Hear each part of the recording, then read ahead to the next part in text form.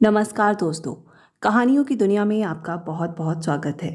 तो आज मैं आपके लिए एक रशियन राइटर फ्योदोर दोस्तोयेवस्की का लिखा हुआ मशहूर उपन्यास क्राइम और पनिशमेंट का हिंदी रूपांतर लेकर आई हूँ। शुरू जुलाई का एक दिन, शाम का समय जब उमस भरी गर्मी पड़ रही थी, एक नौजवान अपनी दूर छत्ती में से निकला जिसे वे गली स में रहता था। पुल क की ओर वह इस तरह धीरे धीरे बढ़ा जैसे उसे कोई संकोच हो रहा हो। सीढ़ियों पर मकान मालकिन से मुठभेड़ नहीं हुई, इससे वे साफ बचकर निकल आया था। उसकी दूछत्ती एक 5 मंजिला ऊंचे मकान की एकदम ऊपर वाली छत के नीचे थी। कमरा क्या था, गोया एक अलमारी थी। मकान मालकिन जिसने उसे वे दूछत्ती दे रखी थी, उसके ठीक नीचे वाली मंजिल पर रहती थी।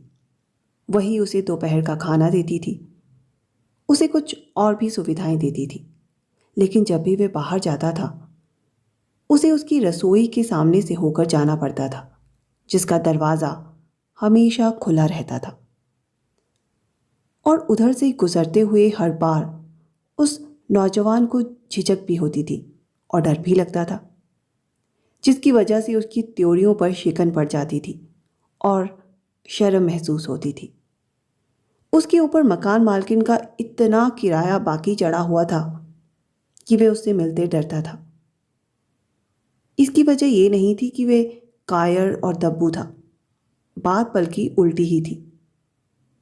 पर इधर कुछ समय से उसके दिमाग पर कुछ ज्यादा ही बोझ रहा और वे इतना चिड़चिड़ा हो गया कि उसे अपने बीमार होने का भ्रम होने लगा था। वे अपने आप में इस कदर खोया रहने लगा और अपने साथियों से इस कदर कट चुका था कि उसे मकान मालकिन से ही नहीं, किसी से भी मिलते हुए डर लगता था। गरीबी ने उसे बिल्कुल कुचल कर रख दिया था। तो भी इधर कुछ समय से उसे अपनी हालत पर कोई चिंता नहीं रह गई थी। उसने रोज़मर्रा की बातों की ओर ध्यान देना ही छोड़ दिया। इससे उसकी कोई इच्छा भी नहीं रह गई थी। वह मकान मालकिन से जो उसके खिलाफ कुछ भी कर सकती थी, कतई डरता नहीं था। लेकिन सीढ़ियों पर रोका जाना, उसकी छोटी मोटी बेसर पैर की गप, पैसों की अदायगी के तकाजे, धमकियाँ, शिकायतें सुनने की मजबूरी और बहाने खोजने के लिए अपने दिमाग पर जोर देना, टाल मटोल, झूठ बोलना, नहीं, इससे अच्छा तो वह यही समझता था कि दबे पांव सीढ़ियों से नीचे खिसक जाए और किसी के देखे बिना वहां से चलता बने। लेकिन इस बार जब वह बाहर निकला तो उसे अपनी मकान मालकिन से सामना होने के डर का गहरा एहसास हुआ। मैं ऐसा काम करने की कोशिश करना चाहता हूँ और फिर भी छोटी छोटी बातों से डरता हूँ। उसने एक अजीब सी मुस्कुराहट के साथ सोचा, सब कुछ होता आदमी के अपने हाथ में है, फिर भी वह बुज़दिली की वजह से सब कुछ गवा देता है। ये तो एक मानी हुई बात है। ये जानना भी कितना दिलचस्प होता है कि आदमी किस चीज़ से सबसे ज़्यादा डरता है। सबसे ज़्यादा वह डरता है कुछ नया करने से, कोई नई बात कहने से। लेकिन मैं बकबक बहुत करता हूँ, इसलिए कुछ करता नहीं, या शायद ऐसा ना होकर कुछ करता नहीं, इसीलिए बकबक करता हूँ। यूँ बकबक करना मैंने 1 महीने में ही सीखा है। अपनी मान में कई दिन पड़े पड़े रहकर सोचते हुए, मैं इस वक्त वहाँ जा क्यों रहा हूँ? क्या मैं पे काम कर पाऊँगा? क्या मैं संजीदा भी हूँ? ये तो महज अपना दिल बहलाने के लिए मेरी कोरी कल्पनाएं हैं, खिलौने। हाँ, शायद खिलौने ही हैं। सड़क पर बेपनाह गर्मी थी, फिर भी ये दमघोंटू हवा, शोरगुल और पलस्तर, ईंटें, धूल और पीटर्सबर्ग की वे खास गर्मी वाली बदबू, जिससे वे सभी लोग अच्छी तरह परिचित हैं, जो गर्मियों में वहां से कहीं बाहर नहीं निकल पाते। इन सब चीज़ों ने उस नौजवान के मानसिक तनाव को और भी असहनीय बना दिया था। उन शराब खानों से आने वाली असहनीय दुर्गंध ने, जिनकी संख्या शहर के इस हिस्से में औरों से कहीं ज़्यादा थी, और नशे में चूर उन लोगों ने जो उसे ज़्यादातर आते जाते मिल रहे थे। बावजूद इसके आज काम का दिन था। इस तस्वीर के दुखद घिनौनेपन की रही कही कमी भी पूरी करती थी। उस नौजवान के सुसंस्कृत चेहरे पर एक पल के लिए बेहद गहरी विरक्ति की झलक नजर आई। लगे हाथ हम बता दें कि वे बेहद खूबसूरत था। औसत से अधिक लंबा कद, गठा हुआ चरहरा बदन, सुंदर काली आंखें, गहरे सुनहरे बाल। जल्दी वे गहरे विचारों में डूब गया। बल्कि ये कहना कहीं ज्यादा सही होगा कि उसका दिमाग किसी भी तरह के विचार से बिल्कुल खाली था। ये देखे बिना कि उसके चारों ओर क्या हो रहा है, वे चलता रहता और उसे वह सब देखने की कोई फिक्र भी नहीं थी। अपने आप से बातें करने की आदत की वजह से, जिसे उसने अभी अभी आपसे स्वीकार भी किया है, वे बीच बीच में कुछ बुदबुदाने लगता था। इन पलों में उसे इस बात का एहसास होने लगता था कि उसके विचार कभी कभी उलझ जाते थे। वे बहुत कमज़ोर हो चुका था। 2 दिन से उसने शायद कुछ खाया नहीं था। वे इतने गंदे कपड़े पहने था कि जिस आदमी को मैले कुचले रहने की आदत हो, उसे भी ऐसे चीथड़े पहनकर सड़क पर निकलने में शर्म आए। लेकिन शहर के उस हिस्से में कपड़ों की किसी भी कमी पर शायद ही किसी को हैरानी होती होगी। भूसा मंडी की नज़दीकी, बदनाम अड्डों की बहुतायत और पीटर्सबर्ग के बीचों बीच की इन सड़कों पर, इन गलियों में कारीगरों दस्तकारों की धक्का मुक्की की वजह से सड़कों पर ऐसी तरह के लोग दिखाई देते हैं कि कोई आदमी कितना ही अजीब क्यों ना हो, उस पर किसी को हैरानी नहीं होती थी। लेकिन नौजवान के दिल में इतनी तलखी, इतनी धुतकार भरी थी कि उसे सड़क पर अपने फटे पुराने कपड़ों की वजह से, नौजवानी की तमाम नाजुक मिजाजी के बावजूद, उलझन तो नहीं हो रही थी। जब किसी जान पहचान के आदमी से या अपने किसी पिछले यार से उसकी मुलाकात हो जाती, जिससे मिलना उसे दरअसल किसी वक्त अच्छा नहीं लगता था, तो बात दूसरी होती। फिर भी जब शराब के नशे में चूर एक आदमी, जिसे न जाने क्यों एक बड़ी सी और एक तगड़े घोड़े से खींची जा रही गाड़ी में कहीं ले जाया जा रहा था, अचानक उसके पास से गुजरते समय उसकी ओर उंगली उठाकर अपने गले का पूरा जोर लगाकर चिल्लाया, अरे ओ जर्मन हैट वाले। तो वह नौजवान ठिठक गया। कांपते हुए हाथ से उसने अपनी हैट पकड़ ली। ये जिमरान की बनी हुई ऊंची सी गोल हैट थी, लेकिन बिल्कुल घिस चुकी थी। इतनी पुरानी थी कि लगता था उसमें जंग लगी हुई है। बिल्कुल फट गई थी और उस पर जगह जगह मैल के चकते दिखाई पड़ रहे थे। उसकी कगार एक सिरे से गायब थी और वह एक तरह बहुत बेढंगी झुकी हुई थी। लेकिन शर्म ने नहीं, बल्कि बिल्कुल ही दूसरी भावना ने, जो भय से मिलती जुलती थी, उसे आ दबोचा। मैं जानता था, वह बुदबुदाया। पहले ही सोचा था मैंने। सबसे बुरी बात यही है, ऐसी जरा सी नादानी से इतनी छोटी सी बात से बना बनाया सारा खेल बिगड़ सकता है। देखा ना, सभी का ध्यान मेरी हैट की ओर जा रहा है। ये देखने में लगता ही इतना बेतुका है, किसी का भी ध्यान उसकी ओर जाए। अपने चीथड़ों पर मुझे पहननी चाहिए टोपी, किसी भी किस्म की पुरानी चपटी नान जैसी टोपी, ना कि ये बेहुदा चीज़। ऐसा हैट तो किसी को भी नहीं पहनना चाहिए, जो मील भर दूर से नजर आए, जो याद रहे। असल बात यह है कि ये लोगों को याद रहेगी और इससे उन्हें सुराग भी मिलेगा। ऐसी ही छोटी छोटी बातों से हमेशा सब कुछ तबाह होता है। उसे बहुत दूर नहीं जाना था। उसे बल्कि ये भी पता था कि उस मकान के दरवाजे से वे जगह कितने कदम की दूरी पर है। ठीक 730। एक बार जब वे अपने ख्यालों में खोया हुआ था, तब उसने ये कदम गिने भी थे। उस समय उसे इन सपनों पर कोई भरोसा नहीं था। वह तो उनकी भयानक और मनमोहक ठिठाई से बस अपने मन को उकसा रहा था।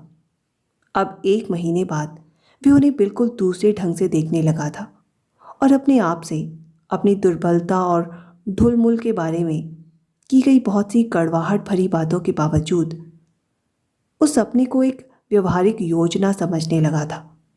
हालांकि उसे अभी तक भरोसा नहीं था कि वह कभी इस काम को पूरा कर पाएगा, और अब वे निश्चित रूप से इस योजना के रिहर्सल के लिए जा रहा था और हर कदम के साथ उसका जोश अधिक तेज होता जा रहा था। जब वे उस बड़े से मकान के पास पहुंचा जिसके सामने एक और नहर थी और दूसरी ओर सड़क, तो उसका दिल डूब रहा था। वह घबराहट के मारे कांप रहा था। इस घर के छोटे छोटे हिस्से किराए पर उठा दिए गए थे और उनमें हर तरह की मेहनत मजदूरी करने वाले लोग बसे हुए थे। दर्जी, ताले बनाने वाले, बावर्ची, कुछ जर्मन मूल के लोग, जिस तरह भी बने अपनी रोजी कमाने वाली लड़कियां, छोटे मोटे किरानी वगैरह। घर के दोनों दरवाजों से और उसके दोनों दालानों से लगातार आवाजाही रहती थी। 3-4 दरबान भी पहरा देने लगे थे। नौजवान बहुत खुश था। उनमें से किसी से भी उसकी मुठभेड़ नहीं हुई। सबकी नजरें बचाकर वह फौरन दाहिनी तरफ वाले दरवाजे में घुसा और ऊपर सीढ़ियों पर चला गया। ये पीछे वाली सीढ़ी थी, अंधेरी और संकरी। वे उससे परिचित हो चुका था और उसे अपना रास्ता मालूम भी था। उसे यहाँ का पूरा वातावरण अच्छा लगा। ऐसे अंधेरे में तो खोजी से खोजी नज़र से भी डरने की कोई आवश्यकता ना थी। अगर मुझे अभी इतना डर लग रहा है तो तब भला क्या होगा जब जान लो मैं सचमुच वह काम करने पर उतर आया। चौथी मंजिल तक पहुंचते पहुंचते वे अपने आप से ये सवाल किए बिना ना रह सका। यहाँ पर कुछ कुलियों ने उसका रास्ता रोका हुआ था, जो एक फ्लैट से सामान बाहर निकाल रहे थे। वे जानता था कि उस फ्लैट में सरकारी नौकरी से लगा एक जर्मन क्लर्क और उसका परिवार रहता था। तो ये जर्मन यहाँ से जा रहा है। अब इस सीढ़ी की तरफ से चौथी मंजिल पर उस बुढ़िया के अलावा कोई नहीं रह जाएगा। खूब अच्छी बात है, उसने बुढ़िया के फ्लैट की घंटी बजाते हुए अपने मन में सोचा। घंटी में टनटनाहट हुई, गोया वह तांबे नहीं टीन की बनी हो। इस तरह के छोटे छोटे फ्लैटों की घंटियां हमेशा इसी तरह की आवाज़ करती हैं। वह उस घंटी की आवाज़ भूल चुका था, सो उसकी अजीब सी टनटनाहट सुनकर अब उसे ऐसा लगा जैसे उसे कोई चीज़ याद आ गई हो और वह चीज़ साफ तौर पर उसके सामने आ गई हो। वह चौंका। उसकी रग रग में बेहद तनाव पैदा हो चुका था। थोड़ी देर बाद दरवाज़ा ज़रा सा खुला। बुढ़िया ने दरार में से अजनबी को स्पष्ट अविश्वास के साथ देखा। अंधेरे में उसकी चमकती हुई छोटी छोटी आंखों के अलावा कुछ भी दिखाई नहीं दे रहा था, लेकिन गलियारे में बहुत से लोगों को देखकर उसका साहस बढ़ा। उसने दरवाज़ा पूरा खोल दिया। नौजवान ने अंधेरी ड्योढ़ी में कदम रखा, जिसमें एक पर्दा लगाकर छोटी सी रसोई से अलग कर दिया गया था। बुढ़िया उसके सामने चुप खड़ी थी और उसे सवालिया नज़रों से देख रही थी। वे बहुत छोटे से दुबले पतले सूखे शरीर की 60 साल की बूढ़ी औरत थी। उसकी तीखी नज़रों में कीना भरा हुआ था और नाक बहुत छोटी सी और नुकीली थी। बेरंग कुछ भूरे बालों में ढेरों तेल चुपड़ा हुआ था। वे अपने सिर पर रुमाल भी नहीं बांधे हुई थी। लंबी पतली गर्दन के चारों ओर, जो देखने में मुर्गी की टांग जैसी लगती थी, फलालेन का एक चीथड़ा सा लिपटा हुआ था और गर्मी के बावजूद कंधों पर एक सड़ियल लबादा झूल रहा था, जो बहुत पुराना होने के कारण पीला पड़ चुका था। बुढ़िया हर सांस के साथ खांसती और कराहती थी। नौजवान ने उसे कुछ अजीब से भाव से देखा होगा, क्योंकि उसकी आंखों में फिर अविश्वास की चमक पैदा हो गई थी। मैं रस्कोलनिकोव हूँ, पढ़ता हूँ। यहाँ मैं 1 महीना पहले आया था। नौजवान जल्दी जल्दी बुदबुदाया, फिर थोड़ा सा झुका। उसे ख्याल आ रहा था कि उसे कुछ अधिक शिष्टता बरतनी चाहिए। मुझे याद है जनाब, मुझे आपका यहाँ आना अच्छी तरह याद है। बुढ़िया ने एक एक शब्द का साफ उच्चारण करते हुए कहा। वे अपनी खोजी नज़रें अभी तक उसके चेहरे पर जमाए हुई थी। और अब मैं फिर उसी काम से आया हूँ, रस्कोलनिकोव ने अपनी बात जारी रखते हुए कहा। बुढ़िया का अविश्वास देखकर वे कुछ बेचैन हो उठा। उसे कुछ उलझन हो रही थी। शायद ये हमेशा ऐसी ही रहती हो, मैंने पिछली बार गौर नहीं किया, उसने एक चिढ़ भरी बेजारी में सोचा। बुढ़िया कुछ देर रुकी, जैसे उसे संकोच हो रहा हो। फिर एक और हटकर कमरे के दरवाजे की ओर इशारा करते हुए मेहमान को अपने सामने से होकर गुजरने का मौका देते हुए बोली, अंदर आइए जनाब। उस छोटे से कमरे में जिसमें नौजवान ने कदम रखा, दीवारों पर पीला कागज मड़ा हुआ था। खिड़कियों पर मलमल के पर्दे पड़े थे, जेरेनियम के फूल रखे थे। डूबते हुए सूरज की वजह से उस समय वहां काफी रोशनी थी। तो उस समय सूरज चमक रहा होगा। रस्कोलनिकोव के दिमाग में ये विचार बिजली की तरह कौंधा और उसने तेजी से नजरें दौड़ाकर कमरे की हर चीज को एक बार देखा। जहां तक हो सका उसकी कोशिश यही थी कि हर चीज की जगह को अच्छी तरह देखकर याद कर ले। सारा फर्नीचर बहुत पुराना, किसी पीली सी लकड़ी का था। उसमें एक सोफा था जिसके पीछे की बड़ी सी लकड़ी की टेक कुछ झुकी हुई थी। उसके सामने एक अंडाकार मेज थी। खिड़कियों के बीच एक सिंगार मेज थी जिस पर आईना लगा हुआ था। दीवार में कुर्सियां लगी हुई थी। पीले रंग के फ्रेमों में 2-3 बहुत सस्ती किस्म की तस्वीरें थी जिसमें जर्मन सुंदरियां हाथों में चिड़ियां लिए खड़ी थी, बस और कुछ नहीं। कोने में एक छोटी सी मूर्त के सामने रोशनी जल रही थी। हर चीज बहुत साफ सुथरी थी। फर्श और फर्नीचर पर चमकदार पॉलिश थी। हर चीज दमक रही थी। ये सब काम लिजावेता का होगा, नौजवान ने सोचा। ऐसी सफाई तो सबसे चिढ़ने वाली बूढ़ी विधवाओं के घर में ही देखने को मिलती है। रस्कोलनिकोव ने फिर सोचा। नजरें बचाकर दूसरे छोटे से कमरे में जाने वाले दरवाजे पर पड़े सूती पर्दे को देखा। उस कमरे में बुढ़िया का पलंग था, दराजों वाली अलमारी थी। उसने इससे पहले उस कमरे पर कभी नजर नहीं डाली थी। पूरे फ्लैट में बस यही 2 कमरे थे। क्या चाहिए? बुढ़िया ने कमरे में आते हुए कठोर स्वर में कहा। वे पहले की तरह ठीक उसके सामने खड़ी हो गई ताकि सीधी उसकी नजरों में नजरें डालकर देख सके। मैं कुछ गिरवी रखने आया हूं। और ये कहकर उसने अपनी जेब से पुराने ढंग की चांदी की एक चपटी सी घड़ी निकाली जिसके पीछे दुनिया का गोल नक्शा खुदा हुआ था। घड़ी की जंजीर फौलाद की थी। लेकिन पिछली गिरवी की मियाद पूरी हो चुकी है। परसों 1 महीना पूरा हो गया। मैं आपको 1 महीने का सूद और दे दूंगा, बस थोड़ी सी मोहलत और दे दीजिए। वो तो मैं वही करूंगी जनाब जो मेरा जी चाहेगा, कि मोहलत दूं या फौरन आपकी गिरवी रखी चीज बेच दूं। आप मुझे इस घड़ी का कितना देंगी? आप ऐसी छोटी छोटी चीजें लेकर आते हैं जनाब कि कोई उनकी कीमत लगाए भी तो क्या लगाए। मैंने पिछली बार आपको आपकी अंगूठी के 2 रूबल दिए थे और जौहरी की दुकान में वैसी ही बिल्कुल नई अंगूठी 1.5 रूबल में मिल सकती है। आप मुझे इसके 4 रूबल दे दीजिए। मैं इसे ज़रूर छुड़ा लूँगा क्योंकि ये मेरे बाप की थी। जल्दी मुझे पैसा मिलने वाला है। 1.5 रूबल और सूद पेश की, अगर आपका जी चाहे। 1.5 रूबल? नौजवान चीख पड़ा। आपकी मर्जी। ये कहकर बुढ़िया ने घड़ी उसे वापस कर दी। नौजवान ने घड़ी वापस ले ली। उसे इतना गुस्सा आ रहा था कि वे वहां से उठकर शायद चला भी जाता, पर उसने फौरन अपने आप को रोका।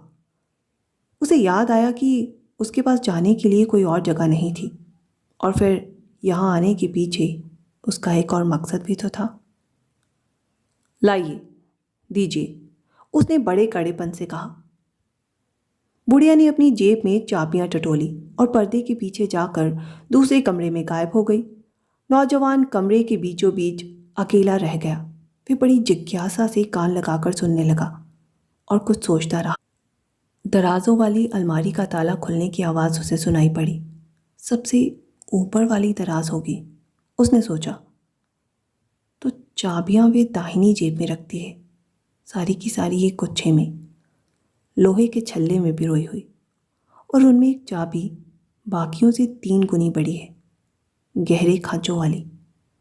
वे तो दराजों वाली अलमारी की चाबी नहीं हो सकती, यानी कि कोई दूसरा बड़ा संदूक भी होगा या तिजोरी होगी। ये बात जाननी ही होगी।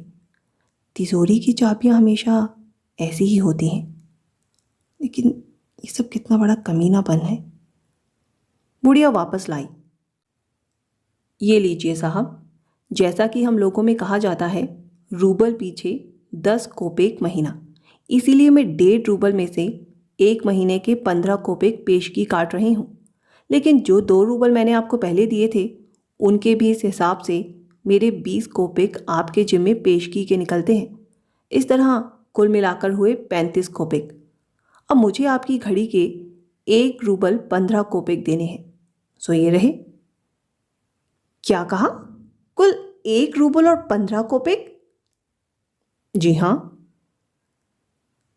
नौजवान ने रकम कोई बहस किए बिना ले ली। उसने बुढ़िया को गौर से देखा।